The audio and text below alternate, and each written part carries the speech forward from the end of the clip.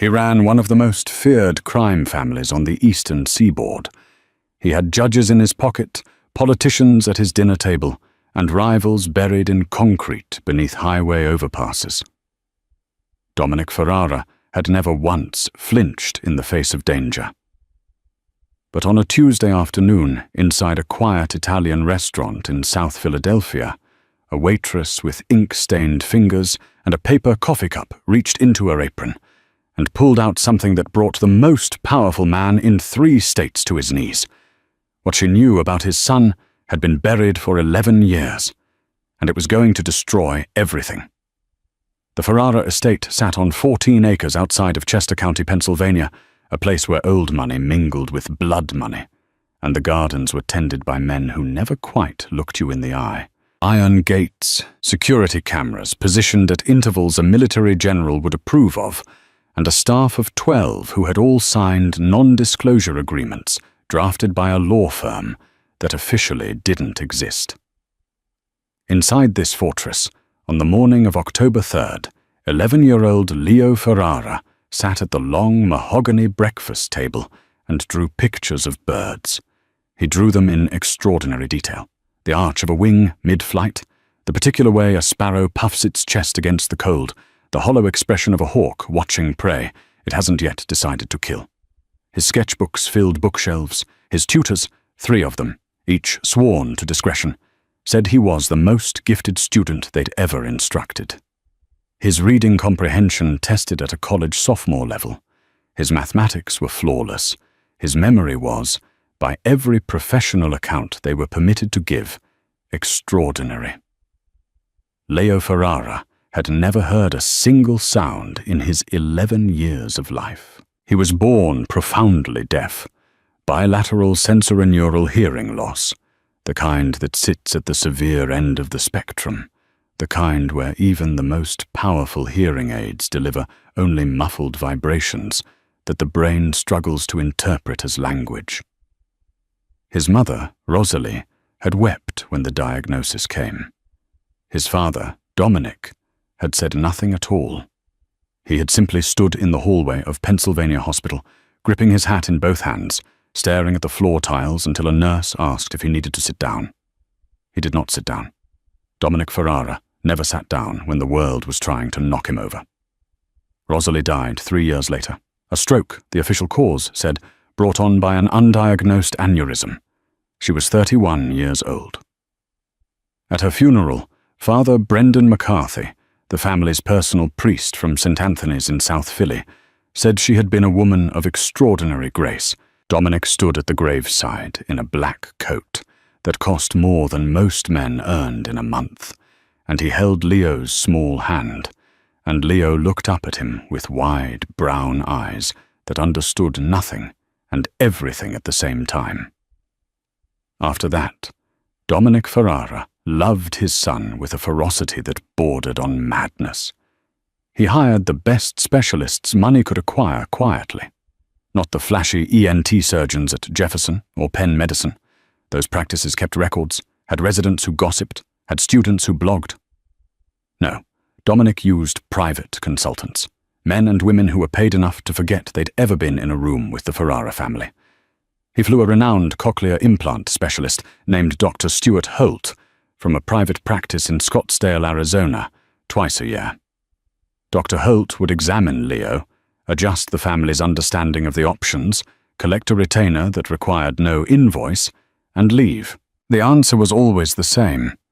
Leo was not a suitable cochlear implant candidate.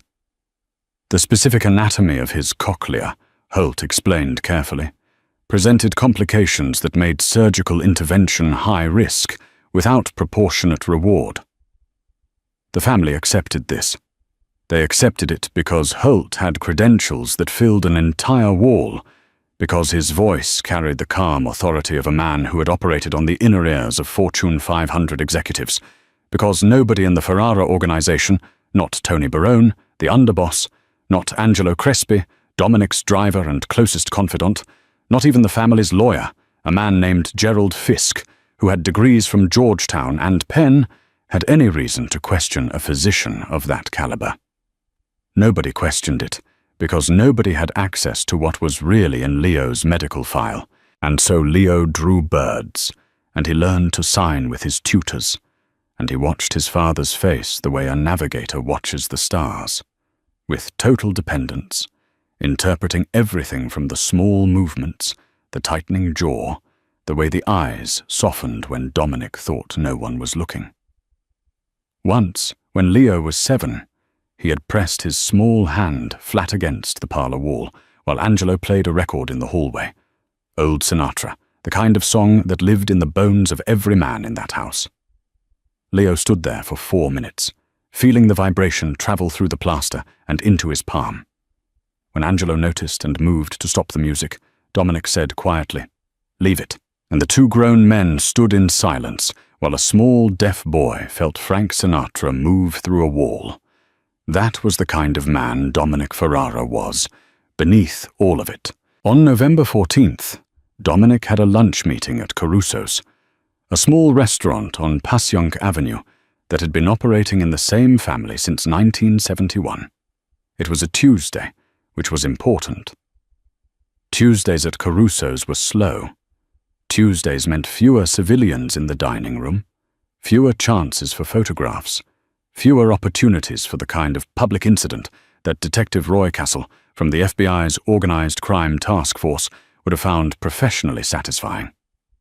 Dominic arrived at 12:15 with Angelo driving and 2 other men following in a second car.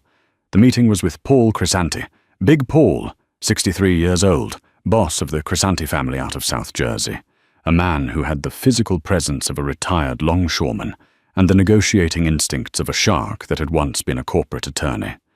They were there to discuss territory. Specifically, the stretch of port operations between Wilmington and Marcus Hook, which had become contested in ways that were straining everyone's resources. Dominic had left Leo at home, with his tutors and a promise, communicated in the fluid, expressive sign language they shared together, that he would be back before dinner.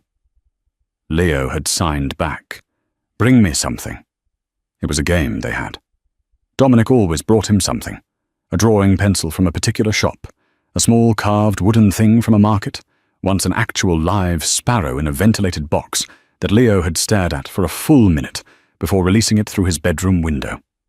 He would not be back before dinner. The meeting was about to become something else entirely.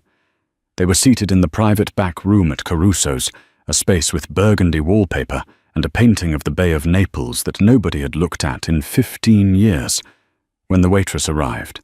She was not the usual girl. Rosa, who normally worked the back room on Tuesdays, had called in sick that morning. The replacement was a woman in her early 30s, dark-haired, wearing the standard black apron over a white shirt that was slightly too large at the shoulders.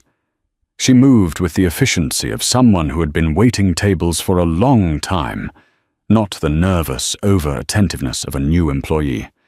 She introduced herself without ceremony. "Claire, I'll be taking care of you today." She took the drink orders, sparkling water for Dominic, red wine for Big Paul, coffee all around for the others, and left. Big Paul looked across the table and said in the low register he used for business, "She knew?" Angelo shrugged. "Rosa's out sick." "She's got an interesting face," Big Paul said. It wasn't a comment with an edge to it. It was the observation of a man who had spent decades reading rooms. Dominic wasn't listening. He was reading a message on his phone, something from Leo's primary tutor, a man named David Marsh, who reported that Leo had finished 3 weeks of mathematics curriculum in a single morning and had then asked, in sign, whether birds could dream. Dominic looked at the message for a moment. Then he put his phone away and focused on the meeting. He would think about that message later. He would think about it in the context of everything that was about to happen, and wonder if Leo had already known. Somehow, through whatever heightened awareness a child develops when one sense is absent and all the others compensate, that the day was going to turn into something that could not be undone. The lunch went normally for 45 minutes. The port territory was discussed. Positions were staked. A rough framework of compromise was assembled with the kind of careful, unchoreographed precision that made the upper echelons of organized crime function less like gangster movies and more like very dangerous corporate board meetings. Big Paul ate the branzino. Dominic had the veal. Nobody raised their voice. Then Leo walked in. Angelo saw him first. He was standing at the front entrance of Caruso's in his school coat, his backpack on both shoulders, looking around the restaurant with an expression of mild curiosity and complete composure.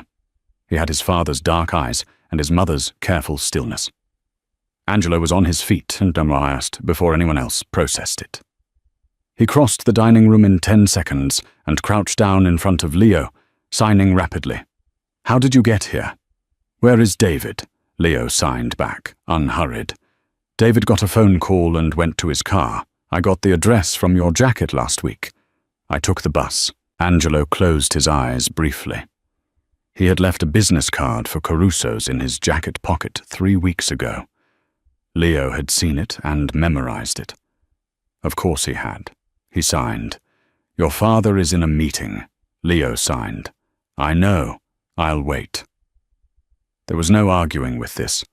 Angelo knew it. He brought Leo to a small table at the edge of the main dining room, near the window, where he could be watched from the hallway that led to the private room. He ordered Leo a Coke and a plate of bread, and went back to explain the situation to Dominic, who received the news with the particular expression of a man who is managing violent professional annoyance and profound parental relief simultaneously. 5 minutes, Dominic said. He wrapped up the essentials with Big Paul, made his apologies, and stepped out to the main dining room. Leo saw him coming and stood up, and Dominic crossed to him and put both hands briefly on the boy's shoulders, a gesture that, in their private language, meant, "You're okay, I see you, everything is fine." Then he signed, "You scared Angelo half to death." Leo grinned. It transformed his whole face, that grin. Rosalie's grin, borrowed and living on. He signed, "Good, he moves too slow." Dominic sat across from his son. Big Paul was getting his coat, preparing to leave graciously, as men in his position did when domestic complications arose, with perfect understanding and absolutely zero sentimentality. Angelo was standing near the door. The other 2 men were in the car outside. Claire, the replacement waitress, appeared with a coffee refill she hadn't been asked for and set it down without comment. She was moving to leave when she stopped. She stopped because she was looking at Leo, not the way people looked at Leo. Not with that particular species of pity that strangers sometimes couldn't suppress when they saw the boy signing, when they registered his deafness and responded with faces that Leo had learned to read and ignore with great efficiency. This was different.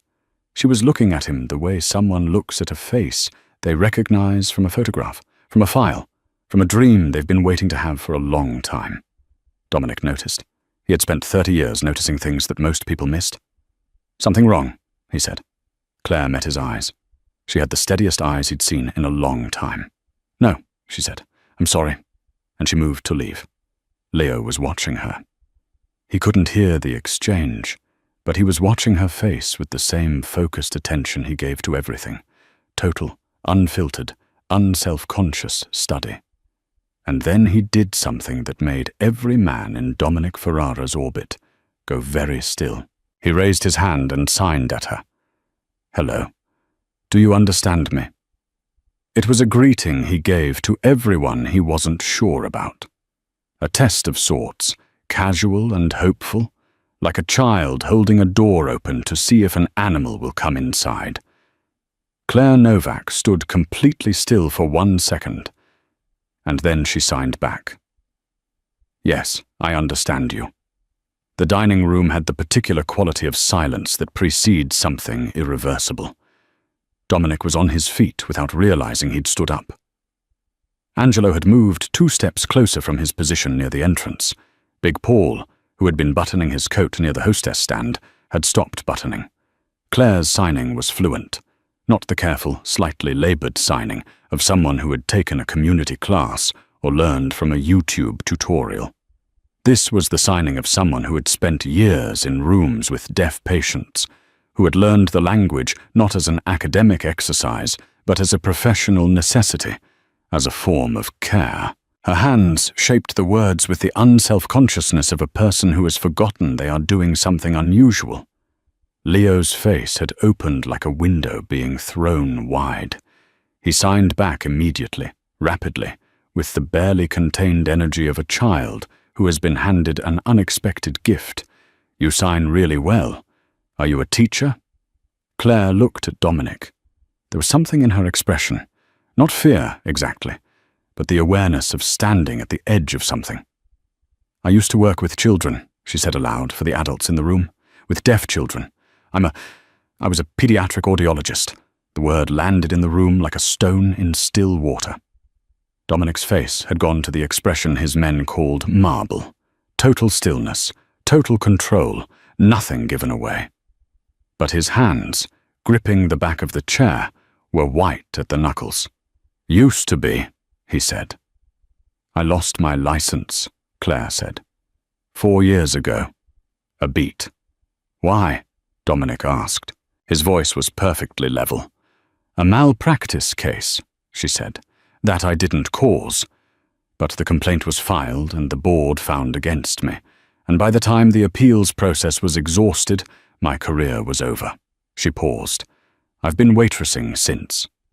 Big Paul excused himself with a brief nod to Dominic that said clearly, "This is yours, whatever it is." He left with his 2 men. The door closed behind him. Angelo took up a position near the entrance. The restaurant had emptied of its few other Tuesday lunch patrons. The owner, Sal Caruso, 71 years old, arthritic hands, a man who had been serving the Ferrara family since Dominic's father was alive, retreated to the kitchen without being asked. Dominic looked at this woman, this waitress, this former audiologist with her ink-stained fingers and her steady eyes, and he understood, with the particular intuition of a man who has survived by reading situations accurately, that she had not walked into Caruso's by accident. "Sit down," he said. It wasn't a request. Claire sat. Leo was watching everything, reading the room the way he always did, his eyes moving between faces with the practiced skill of someone who has learned that expression is its own language, and that adults almost always say more with their faces than their mouths. He signed to Claire. "Are you in trouble?" Claire looked at him. Something shifted in her face. Something that had been held back for a long time, something that had weight to it. She signed back. "No, I came to help you." Then she reached into the front pocket of her apron.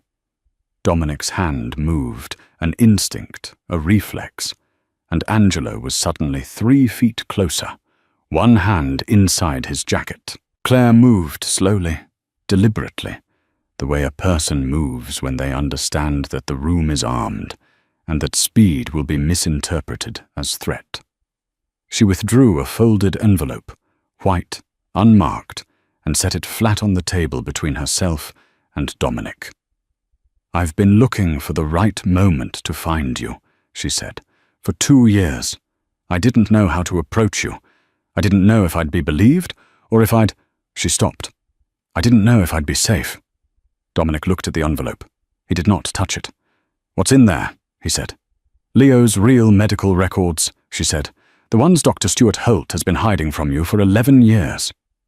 The silence in Caruso's back hallway was the kind that fills a room when something ordinary becomes catastrophic, when the before and the after split apart like a fault line, and everyone present knows that nothing is going to go back to the way it was. Dominic picked up the envelope. Inside were 8 pages. They were photocopies, but clear ones. Clinical documentation, the kind with headers and patient ID numbers and the particular formatting of official medical records. Leo Ferrara's name appeared at the top of the first page, with a date of birth Dominic knew by heart. The evaluating clinician's name, on the original assessment at the bottom of the page, was C. Novak, OD, CCCA, Claire Novak, Doctor of Audiology. She had been the audiologist who first evaluated Leo, not Dr. Holt, Claire. Dominic looked up from the page. "You were there at the beginning," he said. "I was the one who did Leo's initial audiological evaluation when he was 6 weeks old," Claire said. "Pennsylvania Hospital. I was part of the newborn hearing screening program. Leo failed his initial screening, and I was assigned to do his full diagnostic evaluation. She paused. He has severe bilateral sensorineural hearing loss. That part of what you were told is true. But, Dominic said, but Leo is an excellent cochlear implant candidate, Claire said. Has been since he was approximately 18 months old. The window for ideal language development outcomes for a child who receives a cochlear implant early enough is between 12 and 18 months. You can still get meaningful results later. Many people do. It's harder. The language pathways are less plastic, but with intensive therapy and a strong support system. She stopped herself. He should have been implanted years ago, Mr. Ferrara. There is no anatomical complication. I saw his imaging. The cochlea is normal. Holt lied to you.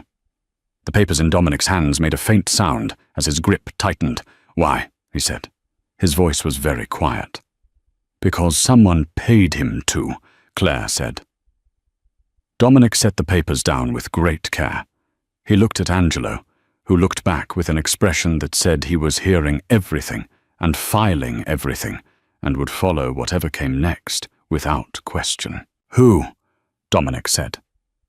Claire took a breath.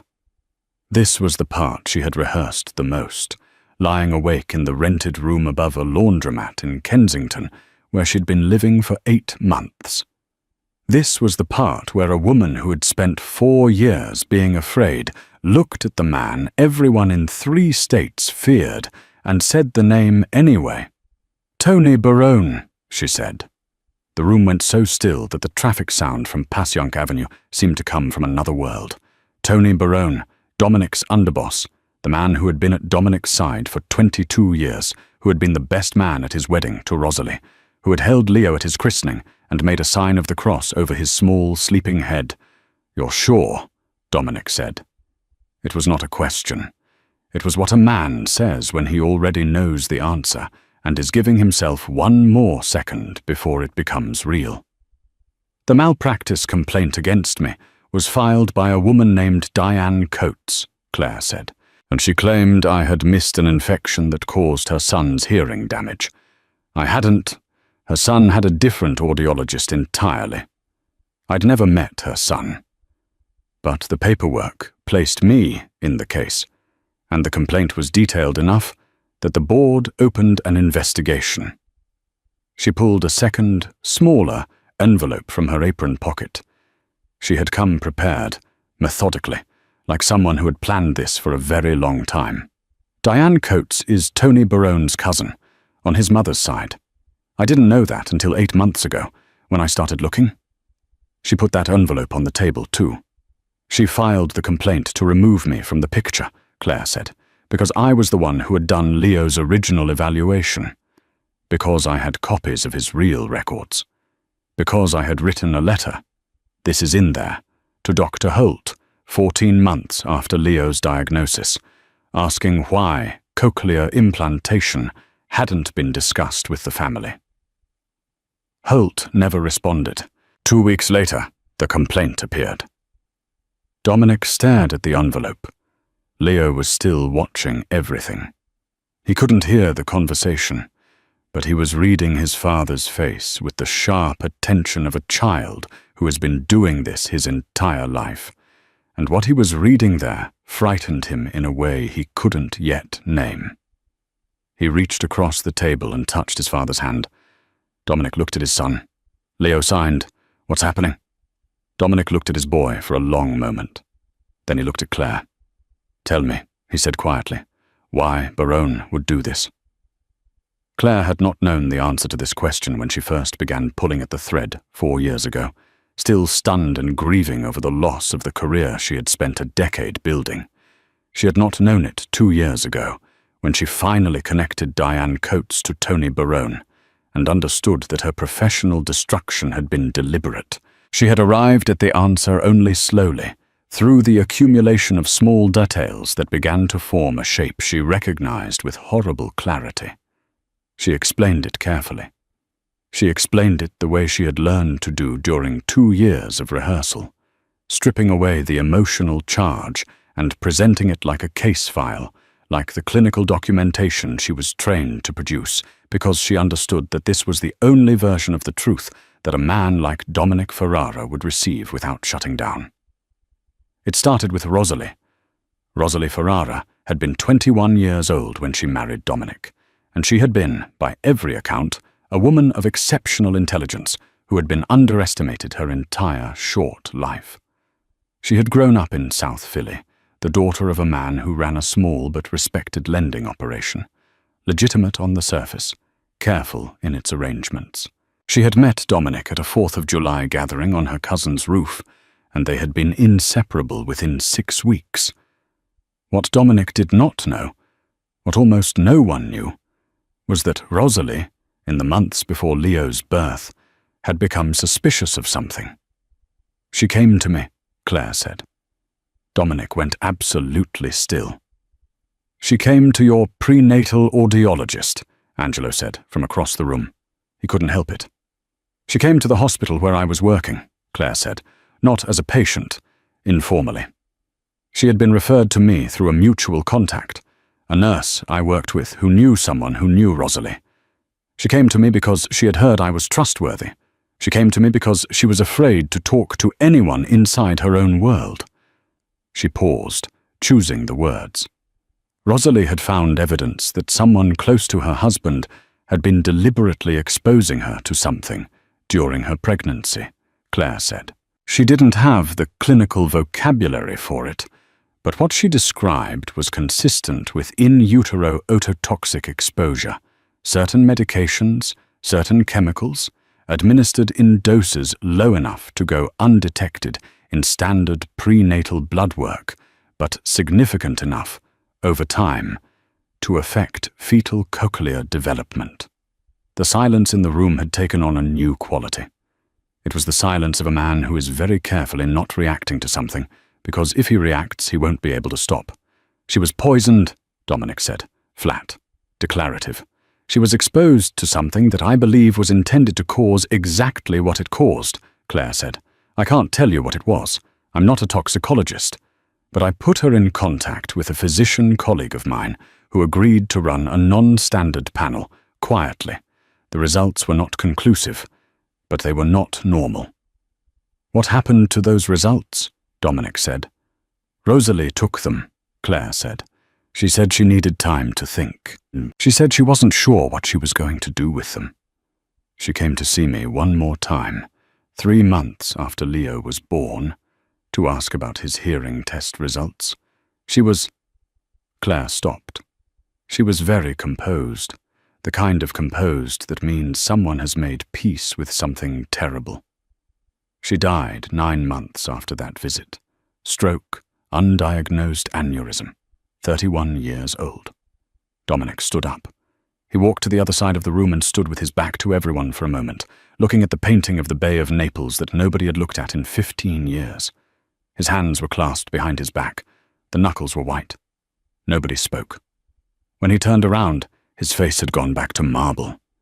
But his eyes were different. The eyes were the eyes of a man standing inside a grief he had never fully allowed himself to feel, because he had a son to protect and an empire to run, and emotions were a luxury he had convinced himself he could not afford. "Why Barone?" he said. "Tell me the why." Claire looked at him steadily. Tony Barone wanted the Ferrara operation to pass to someone he could control, she said. He'd spent 22 years in the number 2 position. He wasn't interested in waiting. Dominic Ferrara's son was his path, if that son was compromised. Dependent, isolated from the world by a disability that had been engineered and then managed. A deaf boy who would one day inherit an empire would need someone to translate the world for him. Barone intended to be that person. She paused. He needed Leo to never hear, she said, not because of cruelty, but because of strategy. A deaf Ferrara heir was leverage, an heir who received a cochlear implant, who could hear, who could engage with the world directly without interpretation or intermediary. That heir was a threat to Barone's long game. Dominic sat back down very slowly. Leo was watching his father's face. Something had changed in the room that he could feel in the same way he felt music through walls. A vibration beneath the surface, something fundamental and load-bearing shifting. He reached out and touched his father's arm. Dominic looked at his son. He looked at him for a long time. Then he looked at Claire Novak. "Can he still get the implant?" he said. His voice, for the first time in the conversation, had something underneath it. Something breakable. "He's 11, Claire said. "The ideal window has passed, but outcomes at this age, with the right surgical team and intensive post-implant therapy, can still be meaningful. He won't wake up from surgery hearing the way you do. It's not a cure, and it's not a miracle. It's a process, and it's hard work, and it will take time. But yes." She met his eyes. "He can get the implant." A pause. "I came here," she said quietly, "because I spent 4 years thinking about that boy. I lost my career because of what someone didn't want him to have. I wasn't willing to let it stay that way." What followed happened in 2 simultaneous movements, the private and the institutional, unfolding across the next 72 hours with a speed and decisiveness that those who would later know the story would recognize as the particular operational efficiency of a man who had spent his adult life solving problems that could not be solved by ordinary means. The first movement was internal. Tony Barone was brought to a meeting at a location that would not be mentioned in any official record. He came expecting a conversation about the port territory. Dominic had messaged him that afternoon with the summary of the Big Paul lunch, framed normally, precisely. Barone arrived with no particular alarm, because 22 years of trust had made him confident in a way that had quietly become its own vulnerability. What he found was Dominic alone at a table, the documentation spread out flat in front of him, with the careful arrangement of a man who has prepared this presentation with complete intentionality. What Barone said, confronted with it, his denials, his maneuvering, the particular species of lies a man tells when he has been completely caught and is still trying to find a way out through the sheer momentum of his own confidence, is not worth repeating in detail. It follows a pattern that anyone who has ever seen a powerful person cornered will recognize. First, there is the blanket denial. Then there is the attempt at alternative explanation. Then there is the pivot to the question of source and reliability. And then, when all of that fails, there is the silence that is its own confession. Dominic listened to all of it without expression. When Barone finished, Dominic looked at him for a long moment and said, "You were at his christening." Barone said nothing. "You held him," Dominic said. "You made the sign of the cross over him. Father Brendan asked you to be his godfather, and you said yes." The silence between them had the quality of something irreversible. "Get out of my city," Dominic said. "Get out tonight. If you're here tomorrow morning, the documentation goes to Detective Roy Cassell at the FBI with an anonymous note about Rosalie's medical records and your cousin Diane Coates and Dr. Stuart Holt in Scottsdale." He paused. "I know what Cassell has been building. I know how long he's been building it. What I'm giving you is a head start, not forgiveness. There is no forgiveness. Get out." Tony Barone, who had spent 22 years in the number 2 position of one of the most powerful criminal organizations on the eastern seaboard, left Philadelphia that night with a single bag. He was in Miami by morning. He never came back. The second movement was for Leo. Dominic called David Marsh, the tutor, and told him the situation in broad outline, without the organizational details, only what was medically relevant. He asked Marsh, who had a network of contacts in the educational and medical support community for deaf children, to help identify the best available surgical team in the Northeast. Marsh gave him 3 names within 6 hours.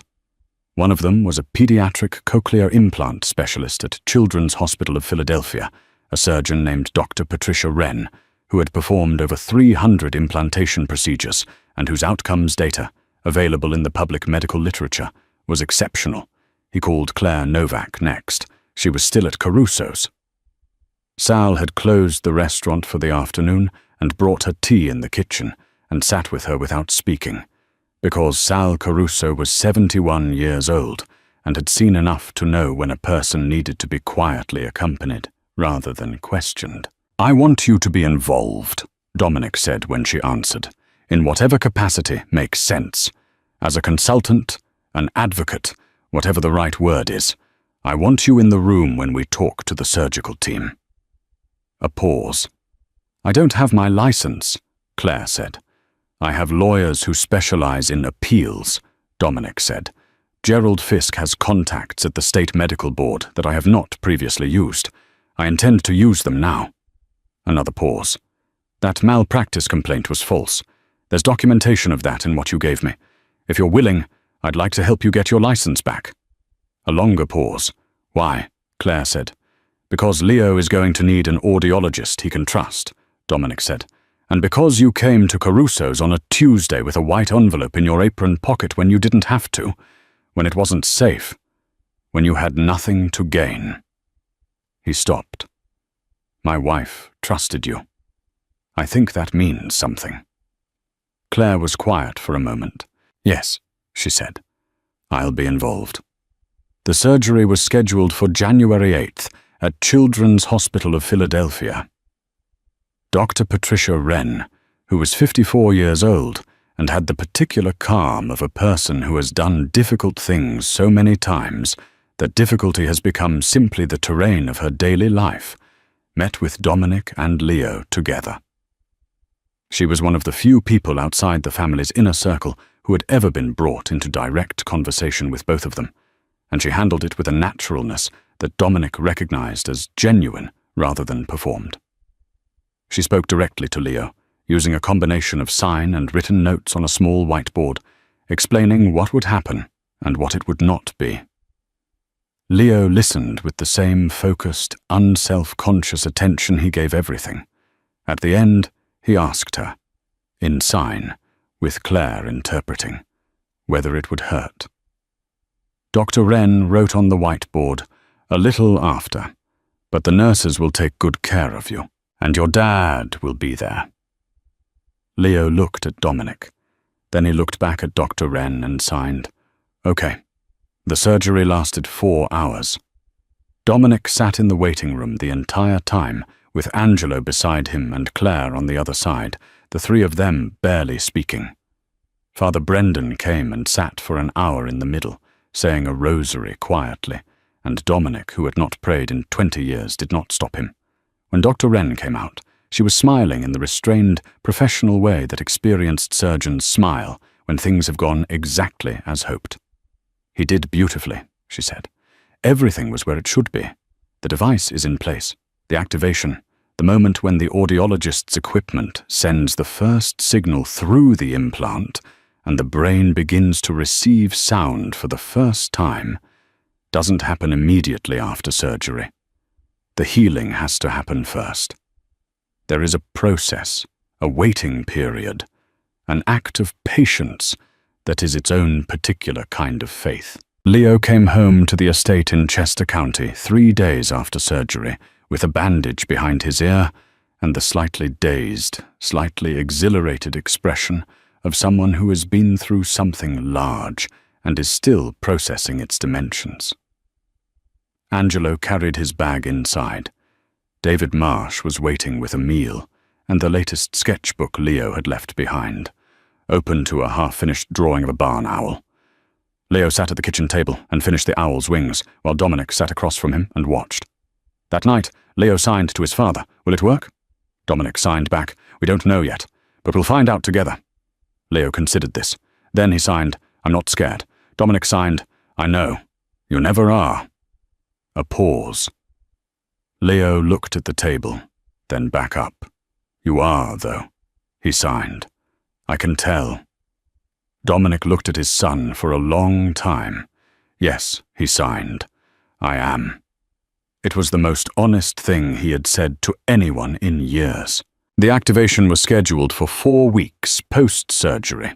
It took place in a small clinical room at Claire Novak's temporary workspace, a consulting arrangement she had negotiated with a private practice in Center City, while her license appeal moved through the State Medical Board, which was progressing with an unusual degree of efficiency that may or may not have been related to a series of quiet conversations Gerald Fisk had conducted with several board members over the preceding weeks.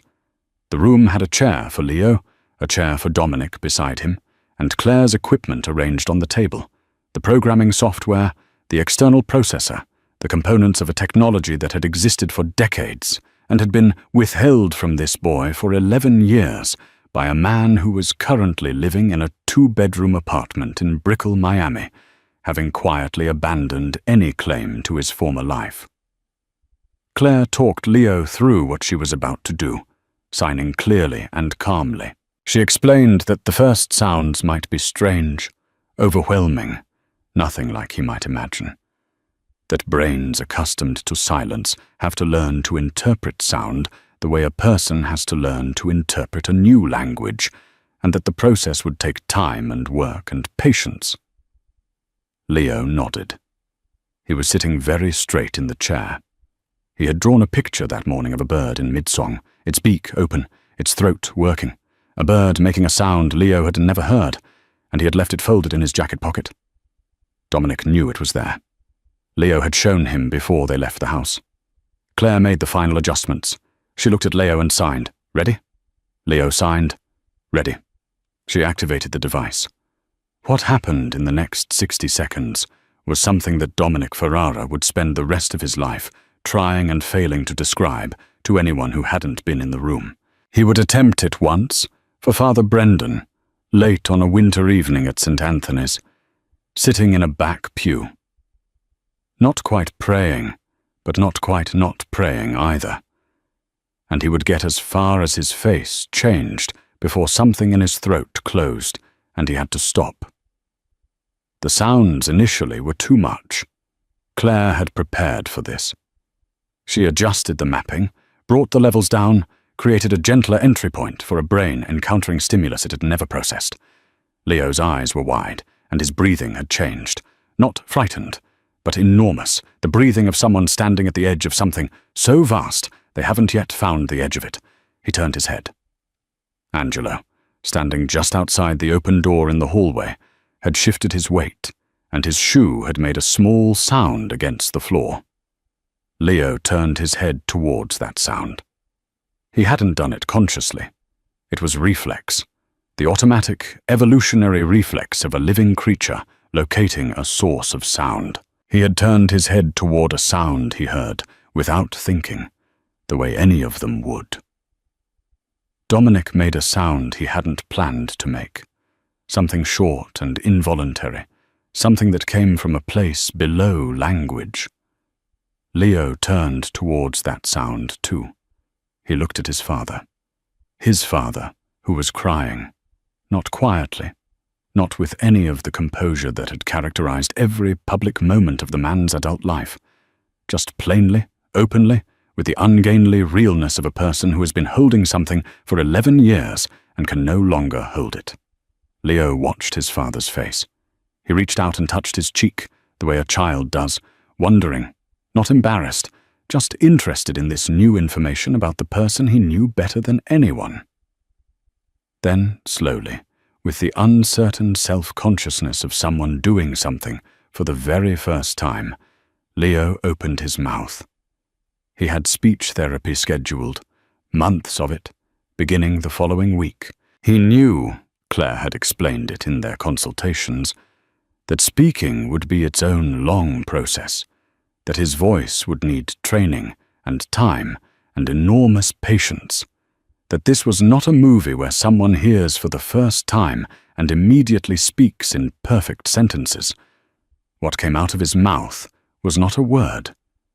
It was a sound, vowel adjacent, the kind of first vocal experiment that a child makes before language has given it form. It was imprecise and uncertain and completely extraordinary. Dominic gripped his son's hand. Leo made the sound again. He was listening to himself. His face was doing something it had never done before, the specific awed expression of a person hearing their own voice for the first time, discovering that they are not silent inside. Claire, who had activated hundreds of cochlear implants in her career, and who had thought she was fully prepared for the emotional dimensions of this particular activation, was pressing her hand flat against her mouth and not quite managing the professional composure she had intended to maintain. Angelo, in the hallway, had turned to face the wall. Leo looked at Claire. He looked at his father. He looked around the room as though he was seeing it for the first time, which in a sense he was. It was the same room, but it was a room with sound in it now, with dimensionality, with the hum of the building's climate system, and the faint traffic outside, and the breathing of the people around him. He looked at his father for a long time. Then he raised his hands and signed, because this was still the language he knew, the language his hands had been speaking since before he could remember, the language that had been the whole world between them for 11 years. He signed, "I can hear you." Dominic signed back, hands not entirely steady. "I know." Leo signed, "I could hear you before, too. Just differently." Dominic looked at his son. Leo signed, "It's okay, Dad. I'm the same." Dominic Ferrara, who had built an empire on the principle that he was harder and colder and more controlled than every other man in the room, who had never once, in 30 years, shown weakness in front of anyone who was not Rosalie, pulled his 11-year-old son into his arms and held on. Leo held on back, with the particular fierceness of a child who has never once doubted that he was loved, but who is nonetheless glad to be held.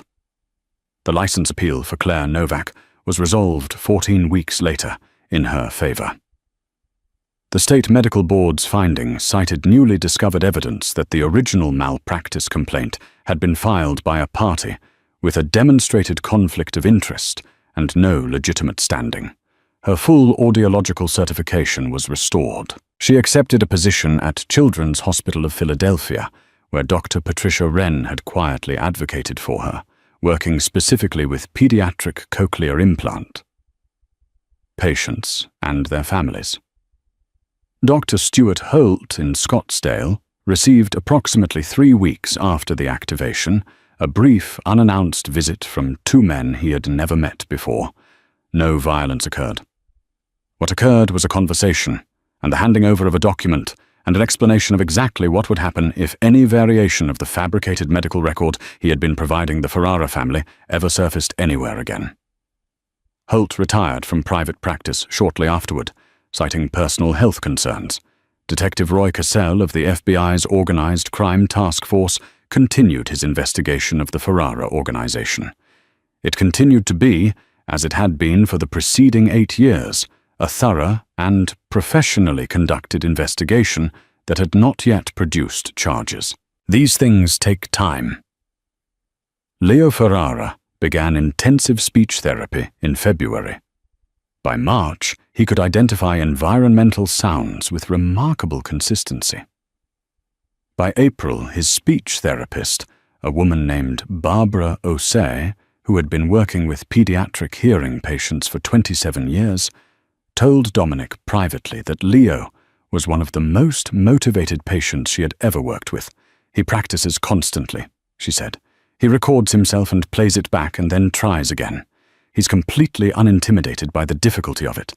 That's his mother in him," Dominic said. He still signed with Leo at home. He intended to always sign with Leo at home, the language they had built together over 11 years, the private, complete, elaborated system of communication that had been their whole relationship, was not something he had any interest in trading in. It was theirs. It would always be theirs. On an evening in May, Leo came to find Dominic in the study, where Dominic was sitting at his desk reading something that required attention. Leo didn't knock. He never knocked. He couldn't hear his own knocks. But Dominic always knew he was there, the way you always know when someone who matters to you has entered a room. Leo sat across from his father. He had his sketchbook. He turned it to show Dominic the page. It was a drawing of a woman with dark hair and steady eyes, standing at a restaurant table with a white envelope in her hand.